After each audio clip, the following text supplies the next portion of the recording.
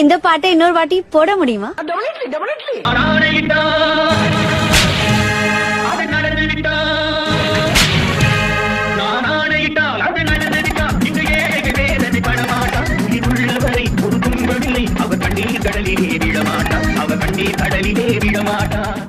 பொன்மனச்செம்மல் புரட்சி தலைவர் மக்கள் திலகம் ஊருக்கே வாரி வாரி கொடுத்தாரு. அவரு இந்த பாட்டு பாடலாம், அது ஓகே. இவரு யாரு குத்தாரு? பக்கத்துல உட்காந்துதான் கொடுத்தாரு.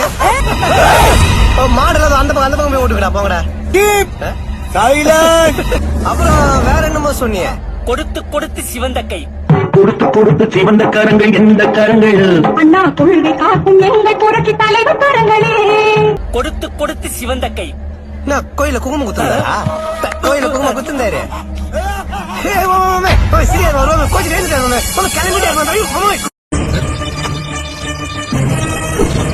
படையப்பாவா? அடையப்பா அங்கிட்டு பாருங்க, ஊஞ்சல கலட்டி ஓரமா வச்சுட்டாங்க. அவங்களும் படம் பாத்துருப்பாங்கல்ல. விஜயோட ஈரோடு பயணம் 16ஆம் தேதியில இருந்து 18ஆம் தேதிக்கு மாறி இருக்கு. அதுக்கான காரணத்தை கேட்டீங்கன்னு வைங்களேன், இவர மாதிரி ஒரு அரசியல் தலைவரே இல்ல அப்படின்னு நீங்களே அவரை தமிழை தூக்கி கொண்டாடுறீங்க. அப்படிப்பட்ட காரணம் தான் அது. சொல்றாரு கேட்டுங்க. வேற ஒண்ணு இல்லைங்க, த்ரிஷாவோட கோவா போயிருக்காரு. இதுக்கு ஒரு 4 பேர்த்த மூத்திரத்தை வாங்கி மடக்கு குடிக்க வேண்டியதானே? ஏன்டா இந்த வேலை பாக்குறீங்க? த்ரிஷா கூட கோவா போற ஒரே காரணத்துக்காக மக்களை சந்திக்க இருந்த பயணத்தையே ரத்து பண்ணிட்டு போயிருக்காருன்னா எப்பேற்பட்ட அரசியல் தலைவரா இருப்பாரு, எவ்வளவு நல்லவரா இருப்பாரு. இப்படிப்பட்ட ஒரு தலைவன் நம்ம கிடைப்பானா? காலம் வராதப்பா. சரி சரி இருக்கட்டும் இருக்கட்டும். இப்படி ஒரு அருமையான தலைவர் எங்கேயாவது பார்க்க முடியுமா? இப்படி கோவா போறதுக்காக ஈரோடு பயணத்தையே ரத்து பண்ணிருக்காருன்னா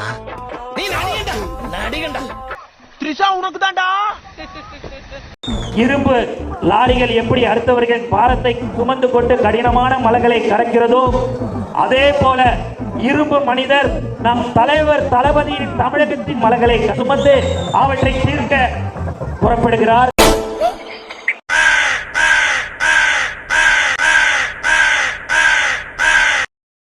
வாங்கிக்கோ மச்சான். கோட்பாடுல என்னப்பா இருக்கு? அவங்கள பின்தொடர்றவங்களுக்கு என்ன விஷயங்களை உங்களுக்கு தெரியும் அப்படின்னு எல்லாம் கேக்குறாங்க. அவங்களுக்கு என்ன சொல்ல விரும்புறீங்க? சார், எங்க கொள்கை என்னன்னா, எங்க தளபதி மட்டும் 2026ல கன்ஃபார்ம் முதலமைச்சர். இதுதான் எங்களுடைய கொள்கை.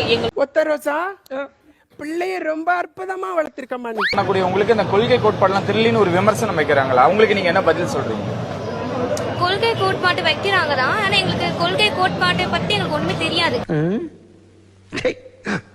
இந்த அரசியல் வந்ததுக்கு அப்புறம் எங்க தளபதி பார்த்தா நாங்க கொள்கை கோட்பாட்டை எல்லாம் முன்னேற்றி நடக்கிறோம். அதே மாதிரி நாங்க பண்றோம் எல்லாமே. கொள்கை என்ன கோட்பாடு என்னன்னு தொடர்ந்து கேட்டுக்கிட்டே இருக்காங்கல்ல, அவங்களுக்கு உங்களோட பதில் என்னவா இருக்கும்? தலைவர் அறிவிப்பாரு, அவர் அறிவிக்கும் போது அப்ப எல்லாரும் சேர்ந்து தெரிஞ்சுப்பாங்க. அவர் நடிகர் அப்படின்ற பிம்பத்தினாலதான் அவரை பின்தொடர்றீங்களா? அப்படி கிடையாது, நடிகனே கிடையாது சார். விஜய் ஃபேன்ஸ் எல்லாம் நம்ம என்ன தெரியுமா சொல்றோம்? அவங்களுக்கு கொள்கையும் தெரியாது, ஒன்னும் தெரியாதுன்னு சொல்றோம். உனக்கு திமுகவோட கொள்கை தெரியுமா? 50 முழக்கங்கள்னு இருக்கு, அது தெரியுமா உனக்கு? தெரியும், கொஞ்சம் சொல்லு. அண்ணா வழியில் அயராது உழைப்போம்னா, ஆதிக்கமற்ற சமுதாயம் அமைத்தே தீர்வோம், வன்முறை தவிர்த்து வறுமை வெல்வோம், மத்திய கூட்டாட்சி மாநிலத்தில் சுழற்சி. யாருடா சொல்லு நீ? இதுதான் ஒரு இளைஞர் பட்டாளத்துக்கு நம்ம என்ன சொல்லி தரணும்னா, கொள்கைகளை சொல்லி தரணும். இதுவே டிவிகே ஃபேன்ஸ் கிட்ட எடுத்துட்டு போய் அவனுக்கு மீட்டிங்ல மைக்க நீட்டினீங்கன்னா அவனுக்கு என்ன தெரியுமா சொல்லுவானுங்க? டிவிகே பிளாஸ்ட் பிளாஸ்ட்னு வானுங்க. தளபதி தளபதி தளபதி டிவிகே தளபதி தளபதி. லேடிஸ் கிட்ட குத்திங்கன்னா என்ன தெரியுமா சொல்லும்? எனக்கு என் புருஷன் கூட முக்கியம் இல்ல, எனக்கு விஜய் தான் முக்கியம். எனக்கு விஜய் தான் பிடிக்கும். என் வீட்டுக்காரை விட எனக்கு த்ரிஷா தான் பிடிக்கும்.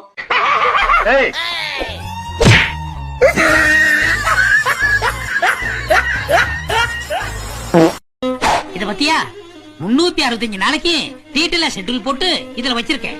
இந்த விவரம் தானா என் மூலதானா? இந்த நாடகம் நடத்தி யாரை முட்டாளாக்குற? உங்கள் டபுள் ஸ்டாண்ட்னா மக்களுக்கு புரியாதுன்னு நினைக்கிறீங்களா? கபின ஆணவ கொலை வழக்குல நீங்கள் அமைதியா இருந்ததும் தெரியும். இப்போது என் முன்னாடி ஏன் கைய கோப்பி நிற்கிறனும் தெரியும். அதெல்லாம் ஒரு தொழில் ரகசியம் ஐயாச்சாமி. வாங்கி விடு. நீ பாஜக வீட்டின்மை தெரியும். அதனால்தான் தீப பிரச்சனைகளும் நீ சைலண்டா இருந்ததும் தெரியும். நானும் ஹீரோவை கடவுளா பார்க்கிறதை எதிர்த்தேன். உங்கள் முழு பிராண்டும் ஹீரோ ஒர்க்ஷீட் மட்டும்தான். உங்கள் அரசியல் நோக்கத்துக்கு என் பேரை மறுபடியும் யூஸ் பண்ண ட்ரை பண்ணாதீங்க. Sorry Ambedkar sir, sorry. ஏங்க தெரியாம தான் கேக்குறேன், இதெல்லாம் ஒரு பொழப்பா? நல்லா உட்கார்ந்த இடத்துலயே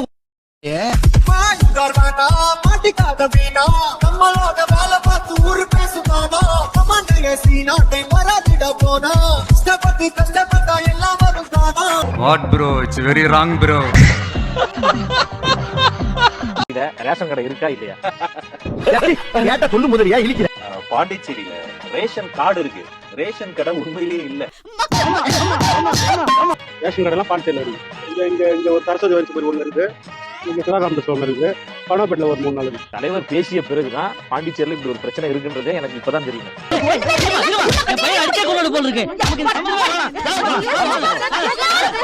இது போய் உழைக்கிறாங்களே, அதாவது கழுது மேய்க்கிற பையனுக்கு இப்படி ஒரு அறிவான்னு உன் மேல எல்லாருக்கும் பொறாமடா.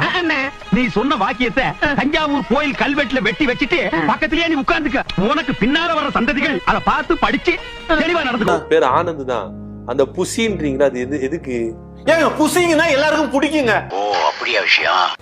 எல்லாருக்கும் பிடிக்கும், புசின்னா எல்லாருக்கும் பிடிக்கும். ஐயோ, ஒரு பைத்தியக்கார பைலட் மாட்டிட்டு படுற பாடு. புசினா எல்லாருக்கும் பிடிக்கும்னா அப்ப என்ன புசி சார்? என்ன புசியா? ஏங்க புசித்தல் அப்படின்னு ஒண்ணு இருக்கு தெரியுமா? அவருக்கு பல பேருக்கு சாப்பாடு போட்டிருக்காருங்க. அந்த பசியாரனுக்கு எல்லாம் புசிக்க வச்சிருக்காருங்க. அதனாலதான் ஒரு புசி. இத்தனை நாளா மூடி கிடந்த என் அறிவு கண்ண எக்கு தப்ப திறந்துட்டீங்க சார். புசிக்கிறதுனா ஏங்க பசிச்சவனுக்கு எல்லாம் பசியாட்டி இருக்காருங்க. இல்ல நான் என்ன நினைச்சேன்னா, புசிக்கிறதுனா டேஸ்ட் பண்றது. ஒருவேளை அவரு நிறைய பேர் டேஸ்ட் பண்ணதுனால புசின்றது புசி ஆனந்தா வந்துருச்சோ அப்படின்னு நினைச்சேன். தேங்காய குண்டி அடிச்சேன்னு வச்சுக்க பொழந்துருவன். மரியாதை ஓடி எதிரி நமக்கு யார் என்று தெரியும், திமுக. நம்முடைய துரோகி யார் என்று தெரியும்.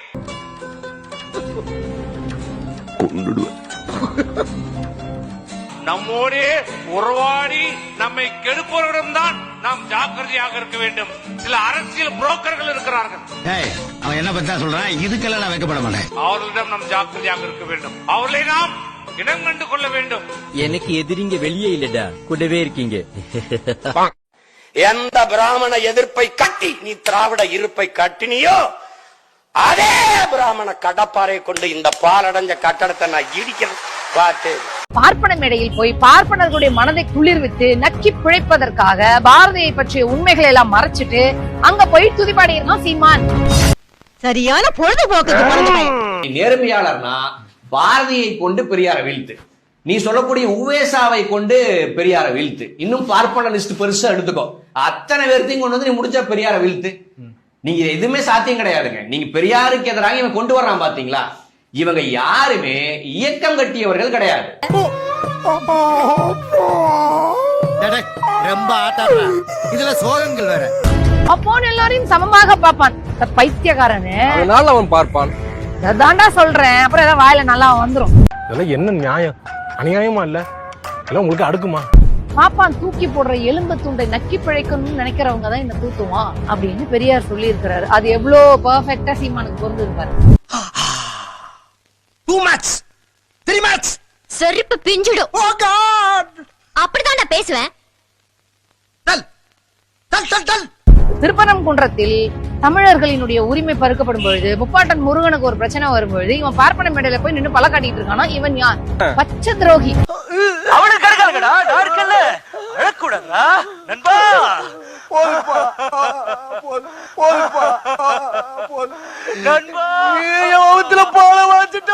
மதுரை மீனாட்சி அம்மன் கோயில்ல முத்துராமலிங்க தேவர், வைத்தியநாத ஐயர் எல்லாம் வந்து மக்களை உள்ள விட்டாங்க. வரக்கூடாதுன்னு சொன்னா வேண்டாம். வாயில என்ன வச்சிருக்கான் சீமான்? சொல்ல வேண்டியது தானே. வரக்கூடாதுன்னு சொன்னவன் அவன். சார் சார் ஒரு சின்ன ரிக்வெஸ்டா சொல்லு. இங்க நடந்த சோதனையை தயவு செய்து நம்ம காலேஜ் பொண்ணுகிட்ட சொல்லிடாதீங்க சார். என் இமேஜ் ஸ்பாயில் ஆயிரும். புரட்சி தலைவருக்கும் புரட்சி தலைவிக்கும் எதிரிகள் இருந்தார்கள், துரோகிகள் இல்லை. ஆனால் நம்முடைய அண்ணன் எடப்பாடியாருக்கு எதிரிகளும் இருக்கிறார்கள், துரோகிகளும் இருக்கிறார்கள்.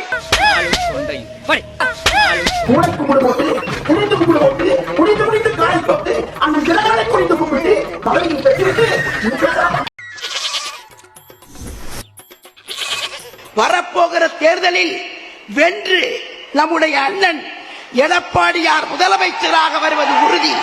எந்த எரிமலையானாலும் புயலானாலும் பூகம்பமானாலும் தடுக்க முடியாது. அம்மா மறையவில்லை.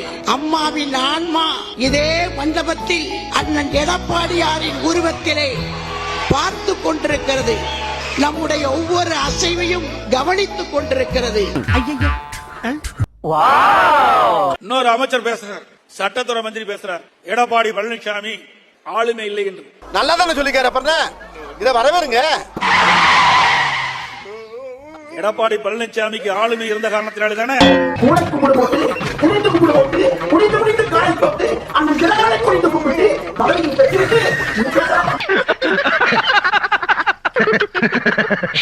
அம்மா இல்லையே என்ற ஏக்கம் ஒரு புறத்தில் இருந்தாலும் நம்முடைய அண்ணன் இருக்கிறார் நம்மை பார்த்துக் கொள்வதற்கு என்று நாம் தைரியமாக இருக்கிறோம். புலி இப்போதுதான் வேட்டைக்கு கிளம்பி இருக்கிறது. ஒருக்கா சொல்லு. புலி இப்போதுதான் வேட்டைக்கு கிளம்பி இருக்கிறது. அது நேராக கோட்டைக்குத்தான் போகும். பத்தல நடிப்பு பத்தல.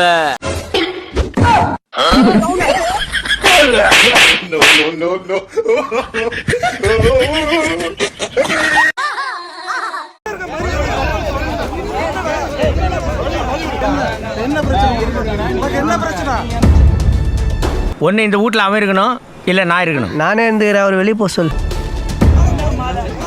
இப்படியே பேசிக்கிட்டே இருந்தா என்னடா அர்த்தம்? எது பெருசுன்னு அடிச்சு காட்டு.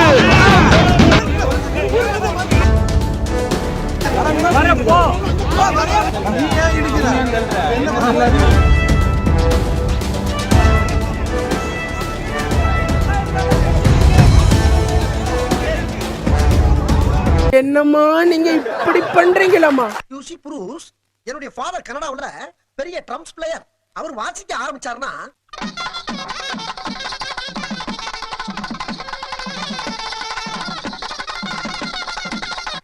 அவருடைய வாசிப்புக்கு மூவ்மெண்ட் பண்ணாதவங்களே இருக்க முடியாது. அண்ட் ஒன் மோர் திங், என் மம்மி வெஸ்டர்ன் கிளாசிக் டான்ஸ்ல பெரிய மேஸ்ட்ரோ. அவங்க ஆட ஆரம்பிச்சா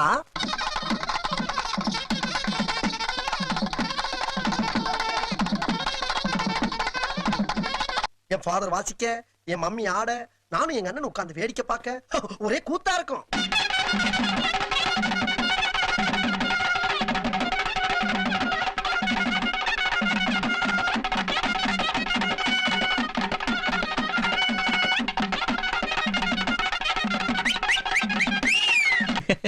I know. What, yeah? I know. I am your best friend. Okay, okay. ஒரு சின்ன பையன் இவ்வளவு அழகா கொள்கையை சொல்றாரு, 50 முழக்கங்களை சொல்றாரு. ஆனா விஜய்க்கு அவர் கட்சி கொள்கை தெரியுமானா? தெரியாது. என்ன மனுஷன், உங்கள மாதிரி மனுஷன்லாம் இருக்கனாலதான் கொஞ்சமாச்சும் மழை பெய்யுது. இன்னும் சில கேள்விகளும் கேட்போம், நம்ம விட மாட்டோம். சிக்கி இருக்காரு, என்ன பண்ணுவாருன்னு பாப்போம். சரி, திமுக என்னென்ன செஞ்சிருக்கு இந்த 5 வருஷத்துல மக்களுக்கு? சும்மா சொல்லு, ஒரு இளைய தலைமுறையா நீ சொல்லு பாப்போம். திமுக நிறைய விஷயம் செஞ்சிருக்கா? உள்ள என்ன நிறைய இருக்குது. கொஞ்சம் சத்தமா பேசு. மாணவர்களுக்காக விடியல் பயணம் கொடுத்திருக்கு, நான் புதல்வன் கொடுத்திருக்கு, தமிழ் புதல்வன் கொடுத்திருக்கு, மகளிர் உரிமை தொகைன்னு கொடுத்திருக்கு. அதை விட்டு இன்னும் எவ்வளவு ஏராளமான திட்டம் கொடுத்திருக்காங்க. இந்த திட்டங்கள், நீ சொல்ற திட்டங்கள் எல்லாத்தையுமே மத்தவங்க எல்லாம் கலாய்க்கிறாங்களே, நீ அதை எப்படி பாக்குற? அவன் கிடக்குறான்டா மயிராண்டி. பிரிவிலேஜ் சொசைட்டில அதை கலைப்பாங்கண்ணா, இல்லாத பட்டு கஷ்டப்பட்டு எவ்வளவு தெளிவா சொல்றாரு பாருங்க. பிரிவிலேஜ் சொசைட்டி தான் கலாய்ப்பாங்க. அது யாருன்னா, விஜய் மாதிரி நல்லா ஏசி கார்ல போறவங்க, எங்க அண்ணன் சீமான் மாதிரி ஏசி கார்ல போறவங்க, அவங்க கட்சியில இருக்கிறவங்க என்ன கலாய்க்கலாம். பட் அதை பயன்படுத்தும் மக்கள் அதை வைத்து ரொம்ப சந்தோஷமா இருக்கிறாங்கன்றதா அவரு தெளிவா சொல்றாரு. அட்டாக் பண்றீங்களா? போயிட்டு இருப்போம். ஏன் எவ்வளவு அடிச்சாலும் சொர்ணலமா நிக்கிறீங்க? தம்பி போங்க தம்பி, ஊருக்குள்ள போய் காட்டு பாருங்க. நாங்க அடி வாங்காத ஏரியாவே கிடையாது. அந்த மாசம் 1000 ரூபாய் வச்சுதானே எனக்கு பஸ் பேருக்கு எல்லாத்தையும் போறேன். அந்த படிப்புக்கு எவ்வளவு யூஸ்ஃபுல்லா இருக்கு அந்த மாசம் 1000 ரூபாய். அப்ப நீங்க ஒரு மாணவரா? ஆமாண்ணா. எந்த காலேஜ்? மணக்குள காலேஜ் படிக்கிறேன். அப்புறம் காலேஜ்ல படிக்கிற மாணவருக்கு அந்த தமிழ் புதல்வன் திட்டம் மூலியமா அந்த 1000 ரூபாய் வந்திருக்கு. அத அவரு எப்படி எல்லாம் யூஸ் பண்றாருன்றத சொல்றாரு பாருங்க. ஒத்துக்கோ, நீ தோத்துட்ட, நான் ஜெயிச்சிட்டேன். இது மாதிரி ஒவ்வொரு திட்டமும் மத்தவங்க வேண்டாம் அதை கலாய்க்கலாம், பட் அத இந்த மாணவரை போல பயன்பெறும் மாணவர்களுக்கு அதோட நோக்கம் என்னன்றது தெளிவாவே தெரியும். மனசுல பதிஞ்சிருக்கு. இந்த உலகமே உன்னை எதிர்த்தாலும் நீ தோத்துட்ட உன் காதுல வந்து கத்துனாலும் தோத்துட்ட, அதை நம்பி போடா. தற்கொலைகளை நிராகரிப்போம், அம்பேத்கரியத்தை நிலைநிறுத்துவோம். இந்த வீடியோ உங்களுக்கு பிடிச்சிருந்தா கண்டிப்பா லைக் பண்ண மறக்காதீங்க. அப்படியே உங்க நண்பர்களுக்கும் ஷேர் பண்ணுங்க. நீங்க பண்ற ஒவ்வொரு லைக்கும் தான் இந்த வீடியோவை மற்ற நண்பர்களுக்கும் கொண்டு போய் சேர்க்கும். மறக்காம சப்ஸ்கிரைப் பண்ணுங்க. உங்க கருத்துக்களையும் கமெண்ட் பாக்ஸ்ல பதிவு பண்ணுங்க.